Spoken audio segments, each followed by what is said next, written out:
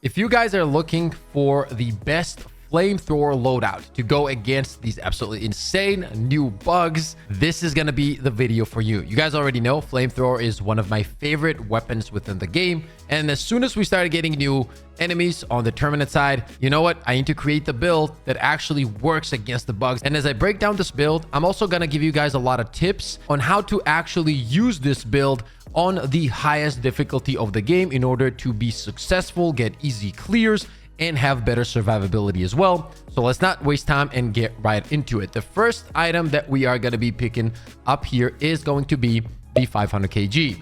Easy pick, very consistent, does tons of damage, is great for clears, is great for single target damage as well. It doesn't even matter if it's a Bile Titan, Charger, Impaler, whatever it is, it will be destroyed. Now, the second slot is going to go to the Orbital Gas Strike. This works extremely well with the flamethrower as long as you know what you're doing. And once again, we're going to break down a lot of things here in a minute once we get to the flamethrower. The next slot here is going to go to the one and only Gas Rover. Now, the Gas Rover, in my opinion, currently is one of the most powerful items within the game, especially since the addition of the new bugs. The fact that it can bamboozle all of these enemies without any issues means that not only is it going to make it much easier for you to take him out with a flamethrower, but it also means that you are going to be surviving much easier as well. A lot of those things combined just means more smoother gameplay across the board. And finally, we are going to pick up the one and only flamethrower. And now let's talk about the weapons. And there's going to be a lot of stuff here that I'm going to break down when we get to the tips, because Blitzer is going to be the weapon of our choice. And this is going to play a huge role in our build in order to use the whole loadout very successfully. And it's always been really good against the bugs, but right now it's better than it has ever been, and it is probably one of the most important tools for me personally in most of my loadouts to up my survivability and make the clears much easier as well. And obviously that is tied to stagger, stun, and so on. Our secondary weapon is going to be the ultimatum. And now, if you're thinking, Pip, ultimatum is all you use at the moment, and there's a reason for that. The fact that you have a secondary weapon that you can quick swap to and annihilate any target on the bug side in one hit is ridiculous. You can't get around that. And a lot of people will be like, Pip, you know, the ammo economy is not good. But guys, if you understand the maps and where to look for ammo, you're not going to struggle with ammo as much on this weapon. And keep in mind, you can always resupply as well. The final tool that we're going to be running is going to be the gas grenade, another option for us to have incredible crowd control, which works really well with the flamethrower. Now, with the armor, you're going to have two choices. So you can go the medium medical armor with 6 stims. Obviously, you're going to be a little bit slower, but your survivability when it comes to taking hits is going to be slightly better. Or you can go with the light armor with 6 stims as well. Now, I personally think that when I'm fighting the bugs, there's no better option than medical armor with 6 stims. Okay, now let's break down the build in depth, and I'm going to explain how, when, and why this build is so strong. And I'm going to give you guys a few tips in order to make it perform better. So you're going to use Blitzer to stun the enemies that sneak up on you or are just rushing you. Let's say you have to reload your flamethrower, right? Now that gives you a second to quickly throw in a gas grenade. The reason you want to do that is as soon as your gas grenades hit, you can quickly swap to your flamethrower, and as you're moving backward, you can start destroying your enemies. Now, there's different ways that you can approach this depending on what kind of enemies are pushing you. So, for example, if you have the bigger bugs pushing you, let's say the commanders, right? In that case, you do want to go for the direct hits if possible. Once again, as you're moving backwards with the flamethrower. Remember, they're going to be gassed out, which means that they are confused. So they're not going to be directly attacking you 90% of the time. Obviously, sometimes they can on accident hit you, but that doesn't happen often, so you should be fine. So for the bigger targets like the commander, go for the direct hits. However, if you see there's a bunch of warriors or hunters that are confused, running all over the place, keep moving backwards. And what you can also do if they're far away from you and you can't get in the direct hits as you're moving backwards, spray the ground. And because they're chaotically moving around the gas, they will be stepping into the fire, taking the damage, and they will get absolutely destroyed. Now, don't get me wrong. If you have an opening go for the direct hits as well. I'm just trying to explain that with the flamethrower, you can essentially create areas on the ground as if a napalm strike just hit.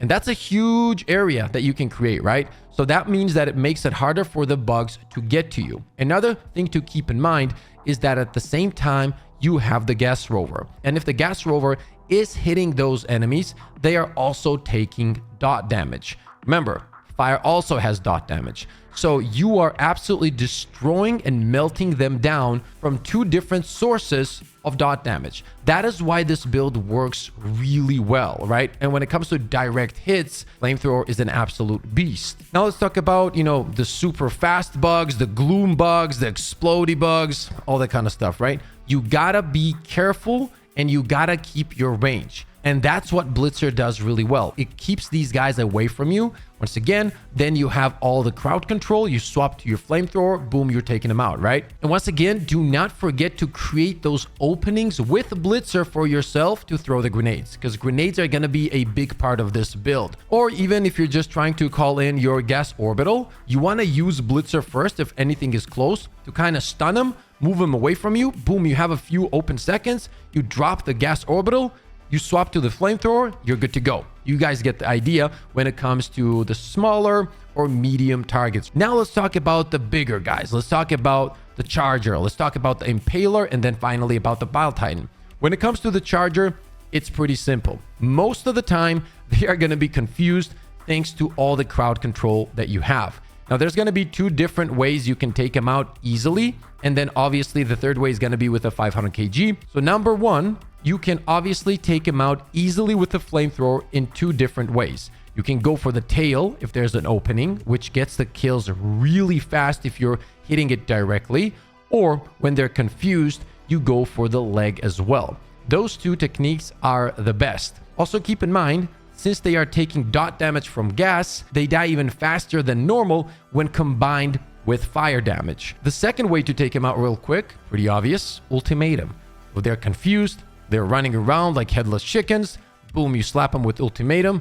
See you, Charger. Later, bye-bye. He's gone, annihilated, destroyed, deleted, all the good stuff, right? Next target I want to talk about, and this is very, very important, is going to be the Impaler. If you see an Impaler on the battlefield, you target that Impaler right away. They can do so much damage and can just wreck your team within seconds if you do not focus them first. Once again, this is going to be one of those things that personally I like to use the ultimatum on them right away. Usually I keep my ultimatum for Impalers and Bile Titans and sometimes Chargers if it's getting too crazy and if there's a lot of Chargers. Let's say you don't have your ultimatum. If you have an opening to push in with the flamethrower, the kill is actually pretty fast. However, if you don't have the opening, just throw in a 500 kg. It's definitely not worth sitting on a 500 if you are getting overwhelmed with Impalers. And finally, let's talk about the Bile Titans. When it comes to the Biles, there's a few different cool ways you can take them out. First, let's talk about the flamethrower, because there's a few things you can do in order to make it easy for you to take him out. Obviously, you can run under the Titan and go for the tail immediately and take him out that way.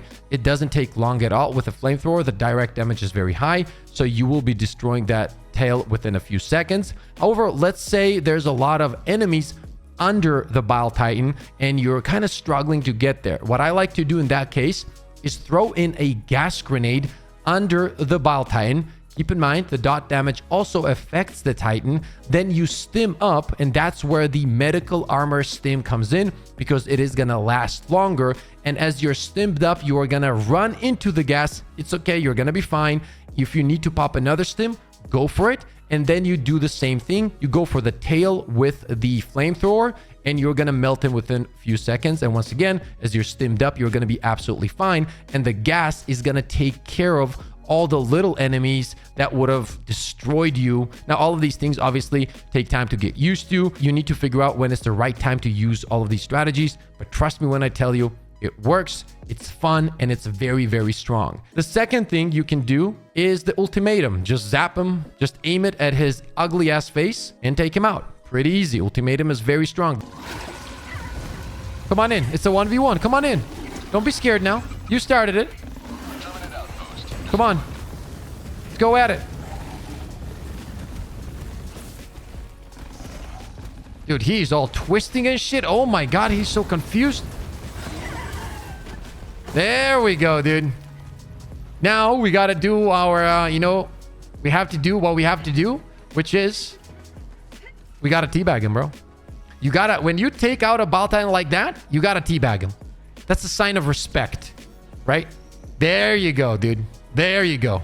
One more thing I want to talk about is rotations and distance management, because that is something that people really don't value as much. When you're using fire weapons, guys, distance management is one of the most important skills you have to master. That's why I don't like, for example, using heavy armor on the bugs, because you just don't have the speed to reposition fast.